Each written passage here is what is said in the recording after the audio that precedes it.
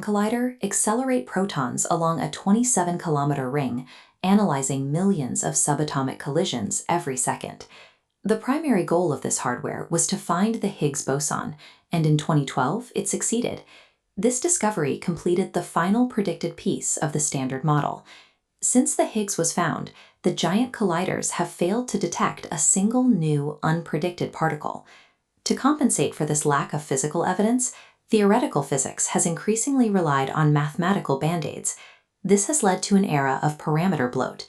When grand unified theories attempt to merge the forces of nature, the equations only balance if physicists artificially inject 12 new, completely unobserved force-carrying bosons. String theory expands the requirements further, demanding 6 additional spatial dimensions tightly curled up at microscopic scales. M-theory pushes the framework even further, requiring 11 total dimensions of space to keep its theoretical membranes mathematically viable. This methodology extends into cosmology. The dominant explanation for the earliest moments of the universe is cosmic inflation, a period of rapid exponential expansion. Yet inflation relies on the inflaton field, an assumed energy source that has never been detected or integrated into the Standard Model of physics.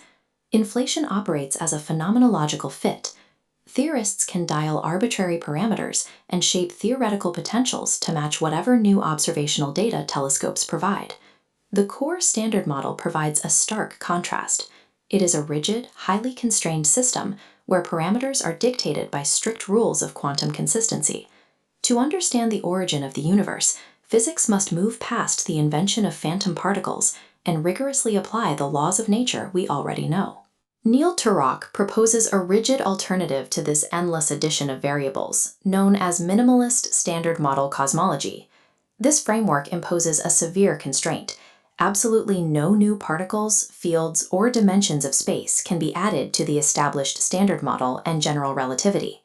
Observational data from the cosmic microwave background is already challenging the inflation model. The expected signature of inflation, primordial B-mode gravitational waves, has failed to appear, with current limits now squeezed under 3%. As the predictions of inflation fail to materialize in hard data, the necessity for a radically simpler, minimalist model becomes urgent. The conventional understanding of the Big Bang describes a singularity, a point of infinite density where the equations of general relativity completely break down. However, physics recognizes a critical distinction between an actual physical collapse and a mathematical mapping error, known as a coordinate singularity. On a standard map of the Earth, longitude lines converge perfectly at the North Pole, where the math becomes undefined. Despite this convergence, the geometric surface of the Earth remains smooth and unbroken. The physical ground is normal, only the mathematical map fails. Applying this to the Big Bang, does t=0 represent a physical boundary of the universe, or merely a failure of the mathematical coordinates? If the Big Bang is a coordinate singularity, time and physics did not spontaneously generate at t=0. They simply flowed cleanly through it. In the earliest moments of the universe, the cosmos was defined by intense heat and extreme density. Under these conditions, particles effectively operate without mass, behaving entirely as pure radiation. The equations for massless particles, defined by Maxwell and Dirac, contain a mathematical property known as scale invariance. Scale invariance means the physical equations function identically regardless of the overall volume or physical size of the universe. Because these massless particles cannot register spatial scale, they do not mathematically feel the universe shrinking to zero size. This lack of scale awareness allows the field equations to remain completely analytic and continuous at the exact moment of the Big Bang. To map this smooth crossing, physicists use the method of images, a technique used to solve boundary conditions in electromagnetism. The method of images acts like a mathematical mirror, placing an inverted reflection of a system on the opposite side of a boundary to satisfy the equations. When applied to the cosmos, this method reveals a CPT inverted mirror universe stretching backward prior to the Big Bang. Within this reflected space, time flows backward, moving away from the singularity. Due to the CPT inversion, charge, parity, and time, antimatter is fundamentally swapped with standard matter in the lower cone. The mirror universe serves as a rigorous mathematical saddle point required to cancel out destructive quantum interference. Ludwig Boltzmann identified a conflict between our symmetric physical laws and the irreversible arrow of entropy. This dual cone geometry resolves that paradox, generating a thermodynamic arrow of time that points away from the high-density center in both directions. By mathematically mirroring the universe through t=0, the paradoxes of the Big Bang are resolved using only the verified laws of physics. The minimalist framework dictates the large-scale cosmic architecture, providing the invisible gravitational scaffold that connects massive galaxy clusters across the void. Any viable cosmological model must mathematically explain the presence of dark matter. The strict rules of the minimalist framework forbid the invention of hypothetical particles to solve this problem. Instead, we look at the Standard Model's 3 generations of matter, specifically focusing on fermions. There is a known asymmetry in particle physics. Every matter particle has an observed left-handed and right-handed version, except for neutrinos. Currently, we have only observed left-handed neutrinos in particle accelerators, leaving blank slots in the Standard Model grid. To balance the vacuum energy equations within the mirror universe, the math strictly requires the presence of exactly 3 right-handed neutrinos. These right-handed neutrinos possess unique physical properties that define their behavior. They do not couple to the electromagnetic force, which makes them entirely invisible to light and radiation. They also ignore the strong and weak nuclear forces, allowing them to pass through solid matter without any physical interaction. These particles interact exclusively with the space-time geometry of gravity. Right-handed neutrinos fulfill the mathematical requirements for dark matter without needing any new physics.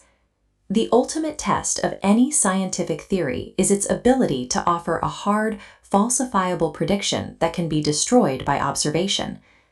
For the right-handed neutrino to remain stable enough to account for dark matter, it must be mathematically forbidden from decaying into a left-handed neutrino. This stability requires a rigid condition. The lightest left-handed neutrino in our universe must possess exactly 0 mass. Major cosmological surveys, including DESI and Euclid, are currently analyzing galactic structures to accurately weigh this lightest neutrino. Over the next 5 years, observations will determine this mass. If it proves to be 0, physics must abandon decades of parameter bloat and accept the minimalist mirror universe.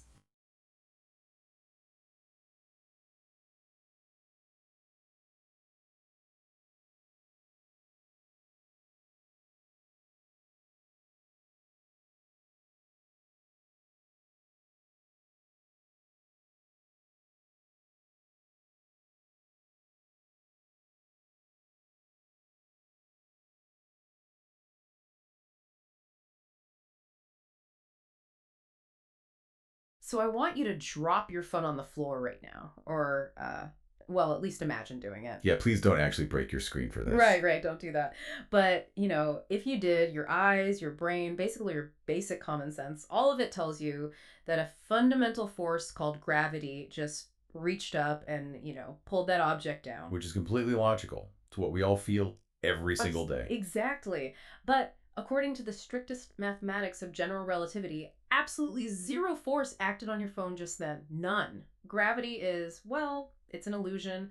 And today, we're going to prove it. It's really the ultimate cognitive dissonance. Yeah. We build our entire lives, our architecture, our whole assumption about reality around these sensory inputs that, theoretical physics just flat out tells us are fundamentally incorrect. It really is. So, welcome to today's deep dive. If you're listening to this, I know you. You are the learner. You want the real mechanics behind the universe. You want those profound aha moments, but you don't really want to wade through a massive, dense academic journal. Yeah. And nobody wants to do that on their commute. Exactly. So, our mission today is to completely dismantle your everyday intuition about reality.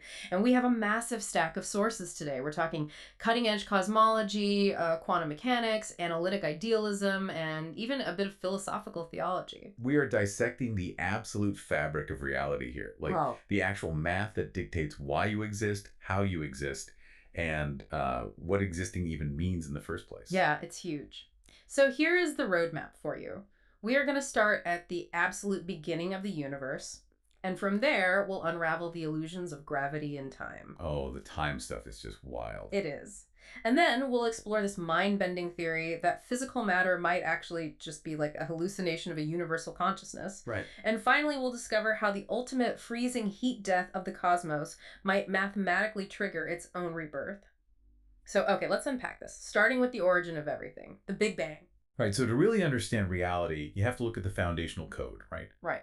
But our sources highlight this massive schism in how physicists actually view that origin. Right. The reigning champion, the standard model you hear from pop science communicators all the time, is cosmic inflation. The basic idea is that a tiny fraction of a second before the hot Big Bang, this specialized energy field caused space to expand exponentially. And see, the math of inflation naturally leads to this thing called eternal inflation because, well, quantum fields constantly fluctuate, right? So this rapid expansion doesn't just stop everywhere all at once. It goes on forever. Exactly. It goes on forever in the background, stopping only in these little localized patches. Each patch dumps its energy, heats up, and boom, forms a universe. So according to this, our universe is just one tiny bubble in this infinite, constantly boiling inflationary multiverse. And this is a big but, the multiverse theory has a pretty severe problem mathematically speaking. Our sources highlight a really brilliant critique by the physicist Neil Turok. Oh yeah, Turok's work is fascinating. It really is. He points out that inflation isn't really a principled theory anymore. It has become what he calls a phenomenological fit. Yeah, it's incredibly messy. Turok argues that physicists have had to just keep inventing new, completely hypothetical fields and parameters just to make the inflation equations work. Right, and we've never seen these particles. None of them. They've never been seen in the Large Hadron Collider or anywhere. To me, it's kind of like writing a computer program to predict the weather, but your model keeps failing. Mm-hmm. So you just keep adding thousands of lines of arbitrary, highly specific code until your program happens to spit out today's exact forecast. Yeah, exactly. You didn't discover the underlying laws of the weather. You just, brute force the math to match what you already see out the window. That is exactly Turok's issue with it. It totally lacks predictive power. Yeah. So what he does is propose this radically minimalist alternative, and it's based purely on known, proven physics. It's called the mirror universe. The mirror universe. I love this concept. Yeah, so instead of a chaotic, endlessly branching multiverse, Turok applies a really fundamental principle of particle physics to the Big Bang itself. It's known as CPT symmetry. Okay, let's break that down for the listener because it's pretty crucial. Yeah. CPT stands for charge, parity, and time. Right. And the idea is if you take any physical interaction and you invert the charges, so like matter becomes antimatter, and you flip the spatial coordinates like a mirror image, and then you run the clock backward, the laws of physics remain exactly identical. Right, they don't change at all. And Turok asks, well, what if we apply CPT symmetry to the entire cosmos? So in his model, the Big Bang isn't a beginning from nothing. It is a central mirror. A mirror. Yeah, on our side, time runs forward and space expands with normal matter. But extending backward from that singularity, there is a perfect mirror universe composed entirely of antimatter, expanding in the opposite direction where time runs backward. That is so wild. But wait, how does he make the math work without all those extra hypothetical fields that the inflation model relies on? Well, what's fascinating here is how Turok balances the infinite vacuum energy of the universe without inventing any exotic particles. He basically introduces exactly 36 dimension zero fields. Now, okay, a dimension zero field, that sounds like a total oxymoron. I mean, a standard field, like, say, the electromagnetic field, it has dimensions, it fluctuates across space, and it evolves over time. Exactly. But a dimension zero field does not propagate through space, Mm-hmm. and it doesn't evolve over time. It is just this static, global, topological feature of the universe. Huh. Turok realized that if you include exactly 36 of these non-propagating fields, they act like mathematical anchors. They perfectly cancel out the infinities that usually completely break our cosmological equations, and they keep the universe totally flat. And what I really love about this whole thing is how it solves the dark matter problem, and it does it using particles we actually already know exist. Yes, the right-handed neutrinos. Exactly. So in standard physics, neutrinos are essentially these ghostly particles that only spin left-handed relative to their momentum, and they interact via the weak nuclear force. But if a right-handed version exists, which, by the way, is perfectly allowable in the standard model, it wouldn't interact with the weak force at all. No, it'd be completely sterile. It would only interact with the universe through one single mechanism, and that's gravity. Which is The literal exact elegantly explains all the key cosmological numbers completely without needing a multiverse. It is beautiful math. Yeah. But, if Turok is right, and the absolute foundation of our universe is this perfectly balanced static mathematical mirror that creates some massive friction with our everyday experience. Oh, absolutely. Because, my reality does not feel like a static mirror. It feels like things are constantly moving, time is relentlessly flowing. And if I trip, a very real, very aggressive force yanks me down to the ground. Okay, well, let's tackle gravity then. Because our source material from theoretical physicist Sabine Hossenfelder makes the exact claim I brought up at the start. Gravity is not a force. Yep. Now, I have to push back on this logically for a second. If there is no force pulling me down, why do my legs physically ache from standing? Or, why do I feel a distinct downward strain when I'm holding a heavy box? Because you aren't being pulled down. You're actually being violently shoved upward. Mind-blowing. Right. To really understand this, we have to look at Einstein's equivalence principle. Sabine explains this using an accelerometer, the little sensor in your phone that measures changes in speed and direction. Right, yeah. If you place it flat on a desk, you'd probably assume it reads 0. Yeah. Right? Because it's just sitting there. It's not moving relative to the room. Yeah, that's what I would assume. But it doesn't read 0. It actually measures an upward acceleration of exactly 9.8 meters per second squared. Wait, really? Yes. The Earth has this massive internal atomic pressure resisting its own collapse. So the atoms on the floor are physically accelerating your body upward against the natural curved geometry of space-time. You feel strain in your legs because the floor is relentlessly pushing you up. Okay, so then when I let go of my phone, the floor stops pushing it. The phone essentially enters freefall. And according to general relativity, an object in freefall experiences absolutely 0 forces. wow. It is simply resting, coasting along the natural inward curve of space-time created by the Earth's mass. The phone only feels a force again when it actually hits the floor, and the atomic structure of those tiles abruptly accelerates it upward again. That is just, wow. So gravity isn't a mechanical pull at all. It's just the shape of the space you are moving through. That just fundamentally rewires how you look at the entire world. But, the friction between physics and human intuition, it gets even more intense when we look at time. Oh yeah, time is the big one. There is this very famous, very intimidating piece of math in our sources called the Wheeler-DeWitt equation. Back in the 60s, these physicists, John Wheeler and Bryce DeWitt, they tried to merge the smooth geometry of general relativity with... for time. It just vanished. Because in quantum mechanics, systems evolve over time according to a mathematical operator called the Hamiltonian. It basically represents the total energy of the system. Uh-huh. But when Wheeler and DeWitt quantized a closed universe, they found that the Hamiltonian equals exactly 0. And if the energy operator driving the evolution is 0, well, the universe doesn't evolve. Precisely. The master equation dictates that at the absolute foundational quantum level, the universe is a static, frozen, 4-dimensional block. Every single event that has ever happened is happening right now, or ever will happen, exists simultaneously in this rigid geometry. Just think about that for a second. The feeling you have right now, listening to us talk, the feeling of the past slipping away and the future arriving, is entirely a biological interface. Yeah, that's a trick. Your brain is processing sequential data. The universe has a gradient of entropy, right? Like a shattered glass doesn't magically reassemble itself, and that specific gradient gives your biological senses the illusion that time flows like a river. But the strict math, it says the past and the future are already permanently etched into this block universe. Now, if you think about it, a non-mechanical, omnipresent geometry that sustains the entire cosmos, holds galaxies together, and exists completely outside of flowing time. Oh. Well, that sounds remarkably like how ancient theologians described a deity. It really does, which plunges us right into this totally fascinating metaphysical debate covered in our sources. The big question, is God gravity? Yeah, this is a heavy one. And just to be absolutely clear to you listening, we are reporting on this entirely impartially. We are not taking a theological stance, and we are not taking a political one.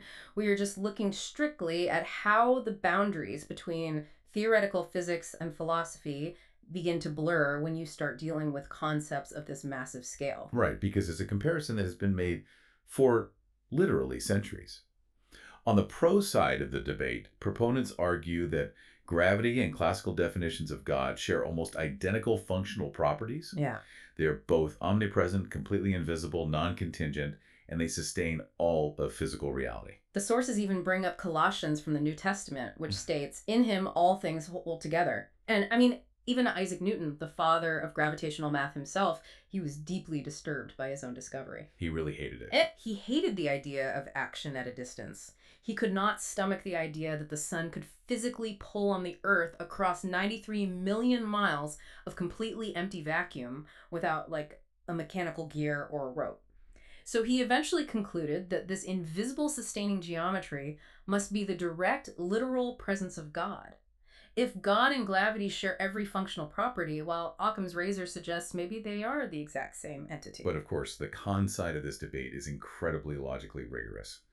Philosophers argue that equating God and gravity basically commits a massive category error. Right. It confuses a purely descriptive physical law with a metaphysical intentional creator, and maybe more importantly, it crashes headfirst into the problem of evil. Oh, absolutely. Because gravity doesn't care if you're a saint or a sinner. Exactly. Gravity kills indiscriminately. You have tsunamis, building collapses, falling from a height. If gravity is literally the force of God, it strips theology of all its personal relational dimensions. The mercy, the moral judgment, love. Right. It devolves classical theism into pantheism, where Yeah. God is just this indifferent mathematical nature. If we connect this to the bigger picture, this whole debate just beautifully highlights how desperate human beings are to map profound personal meaning onto the otherwise cold mathematical architecture of the universe. Yeah, physical matter. Well, here's where it gets really interesting.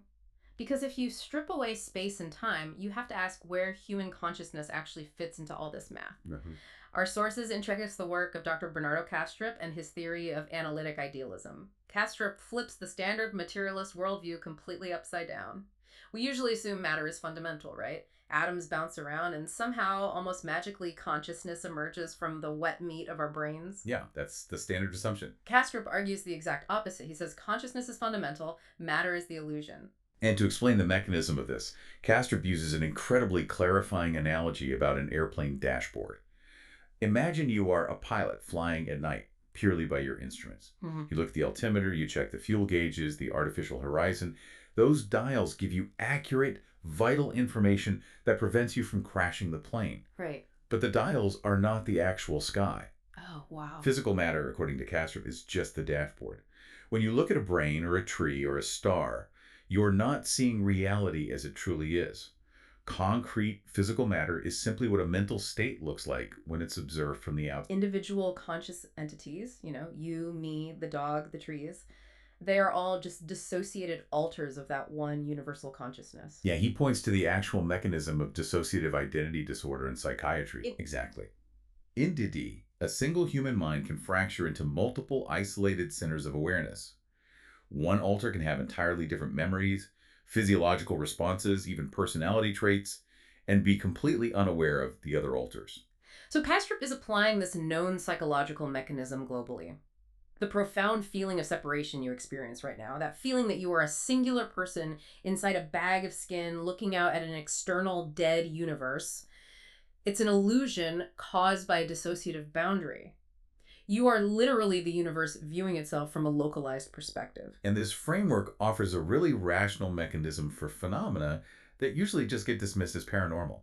Under analytic idealism, things like telepathy aren't magic. Right. They're simply microfractures in that dissociative boundary. They're just moments where the illusion of separation thins out, and one alter in the universal mind briefly bleeds into the awareness of another. And I am basically just a dissociated ripple in a single universal mind. Do I actually make choices? Does anything I do even matter? It's the classic paradox of determinism. Kastrup's answer relies on a concept called compatibilism. You do make choices. You absolutely have agency.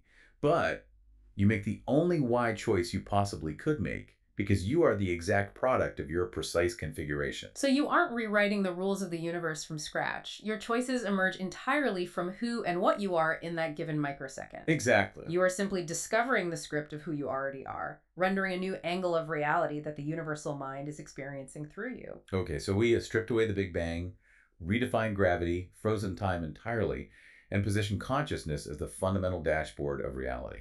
Which brings us to the ultimate question. What happens to a mind-created geometric block universe when the physical dashboard finally runs out of power? The timeline our sources provide for the end of the universe is generally known as the heat death. We are currently in the stelliferous era, which is the age of stars. Right. But eventually the stars will burn through all their fuel and just go dark. Over trillions of years, protons themselves might even decay. The only things left will be supermassive black holes. And even they aren't eternal. Through a mechanism called Hawking radiation, they will slowly leak energy and eventually evaporate. Which ushers in the absolute final stage of the cosmos, known as the dark era.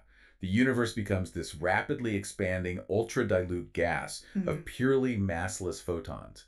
Because there is no mass left anywhere, the physics break down in a really profound way. Physical scale, meaning size, distance, and time, loses all mathematical meaning. Can you explain the mechanism there? Because it's honestly hard to grasp how size just stops existing. Yeah, it's wild. Mass is what gives the universe its sense of scale. A photon has absolutely no mass. And according to relativity, because a photon travels at the speed of light, it does not experience time at all. It doesn't possess an internal clock. So if the universe is composed entirely of particles that don't experience time, time itself ceases to be a physical reality. I try to picture it like looking at a photograph of a completely blank white room. Without a person or a chair or even a speck of dust in that room to give you a reference point, you have absolutely no idea if you are looking at a microscopic dot or a galaxy-sized void. Without mass, the universe essentially forgets how big it is. This raises an important question, though. What happens to a universe with no time and no scale? Sir Roger Penrose developed a theory called conformal cyclic cosmology, or CCC, distinguishable from an infinitely small, infinitely dense, infinitely hot Big Bang singularity. Because without scale, infinite expansion and infinite density are literally the exact same geometry. The absolute final freeze of the heat death triggers a mathematical reset. The NIS, the next Big Bang. The universe seamlessly transitions from heat death to rebirth, endlessly cycling without needing a complicated multiverse to explain it. It is an infinitely beautiful, flawless, conformal symmetry. The universe expands, decays, forgets its own scale, and is instantly reborn. Man, what an incredible journey today. Let's circle back to you, the listener. We started before the Big Bang with Turok's perfectly symmetrical, minimalist mirror universe. We realized that the strain in your legs is just the floor pushing you into curved space-time, and that time itself is a frozen static block. Right. We explored the theological implications of a geometric universe, realized through analytic idealism that matter is just the dashboard of a universe. Biological accident just sitting in the grandstand of a dead mechanical universe. You are the universe's mechanism for processing its own data. The universe requires observation to render its probabilities into actual realities. Which brings us to one final, deeply provocative thought from our sources to leave you with today, a concept that builds on the illusion of time and the branching probabilities of quantum mechanics. It's called quantum immortality. Right, so we discussed the many worlds interpretation briefly. The idea that the universe mathematically branches to accommodate every possible quantum outcome. Quantum immortality applies this directly to your localized consciousness. Okay. Imagine a lethal quantum trigger, a device that has a exactly 50-50 chance of going off based on the spin of a single electron. If you activate it, classical physics says you have a 50% chance of dying, but many worlds says reality splits. In one branch you die, and in the other you survive. But here is the catch. Consciousness fundamentally requires a living biological dashboard to observe reality. From your subjective first-person perspective, your consciousness can only perceive the branch where you survive. The universe where you die just ceases to exist for you. So from your point of view, the gun would just click, misfire, or jam over and over again an infinite number of times. Subjectively, your consciousness seamlessly navigates a multidimensional probability space forever. It constantly charts a path away from absolute biological termination, because a terminated mind cannot observe. Thread. Think about that the next time you drop your phone. That feeling of solid ground, of rigid certainty, it's really just the dashboard. The fall isn't a hard truth. It might just be your consciousness navigating to the next branch of an immortal, deeply weird, and honestly breathtakingly beautiful reality. Thank you for joining us on this deep dive into the true nature of the cosmos. Keep questioning the dashboard.